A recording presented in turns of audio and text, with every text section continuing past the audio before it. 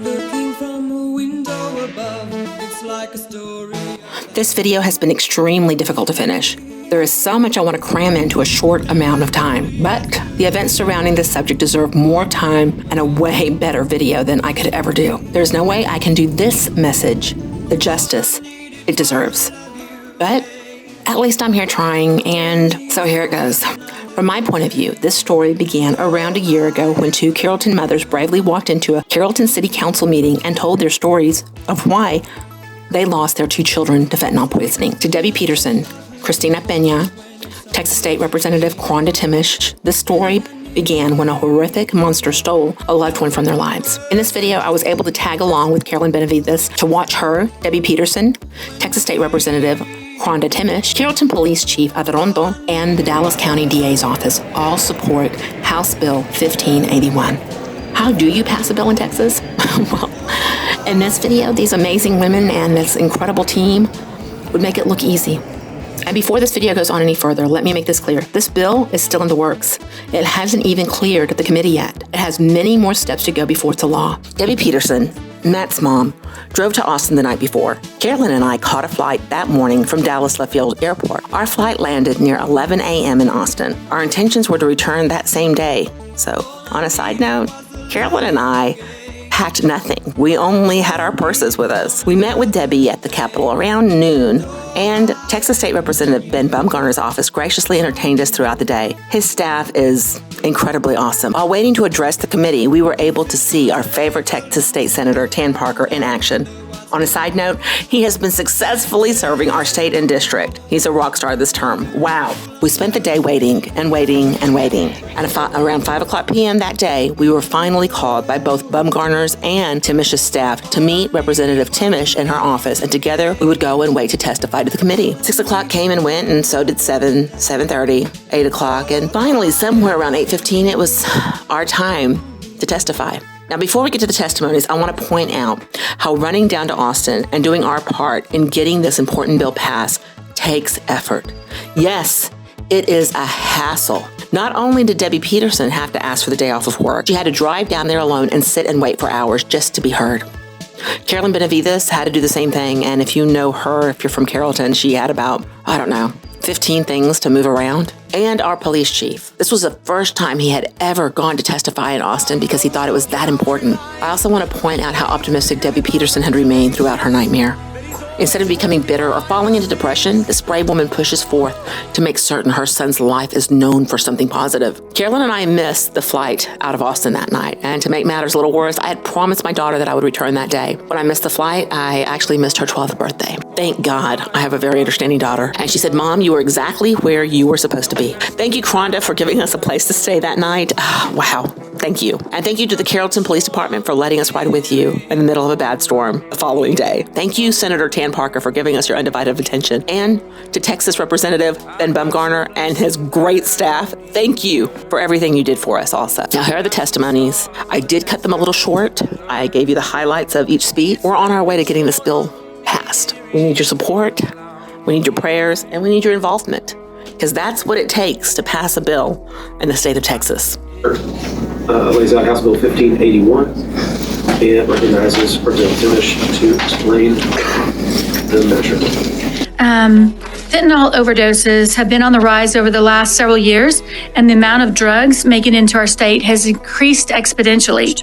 Earlier this year, 2 dealers were arrested in my district in Carrollton, a city which I represent. They were tied to as many as 10 juvenile overdoses, 3 of them fatal. You might have heard that 2 weeks ago, we had another middle schooler that overdosed in class. It took 4 cans of Narcan to revive her. Just this month, I've met with 2 of my constituents who were in Austin for Governor Abbott's One Pill Kills Summit.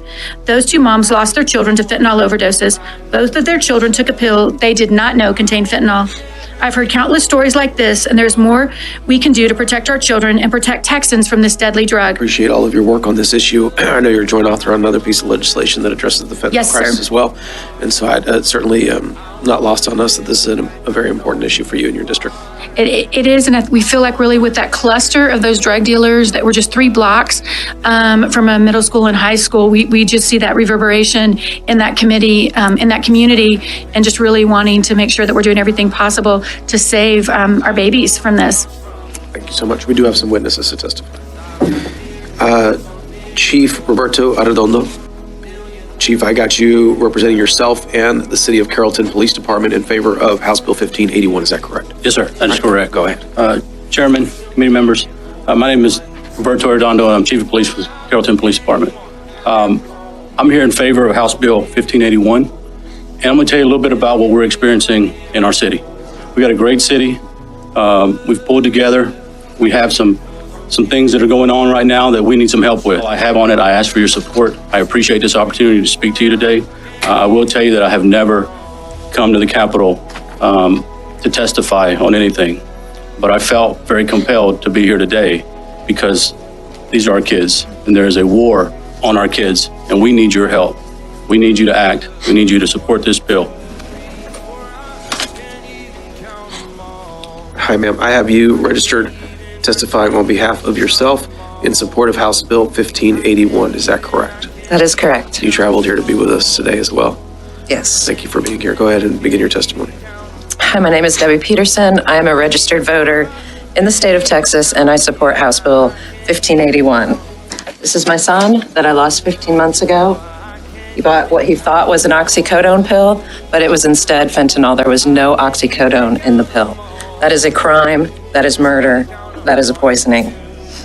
My son graduated from Newman Smith High School in Carrollton in 2010. He has a genius IQ with a master's degree. He's an avid skateboarder and an accomplished musician. In January of 2022, Matt bought what he thought was an oxy pill.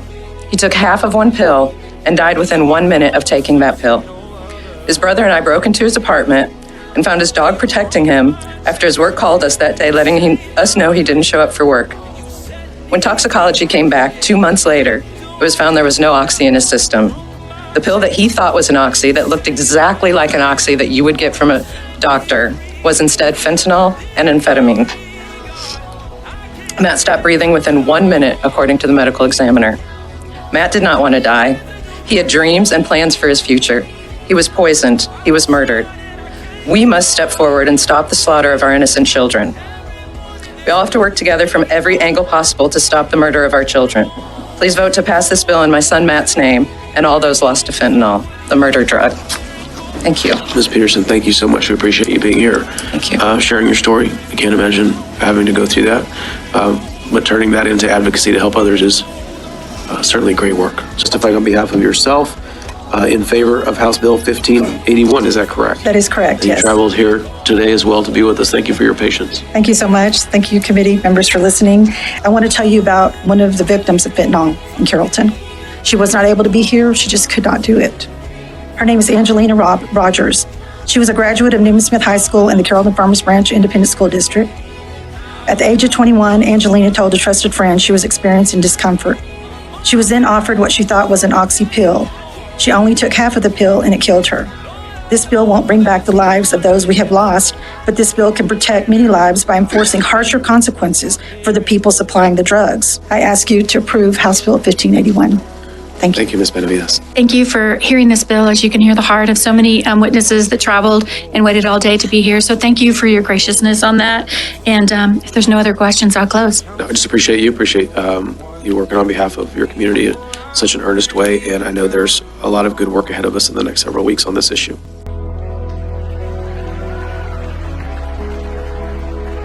Thank you to all who are making these great changes in our wonderful state.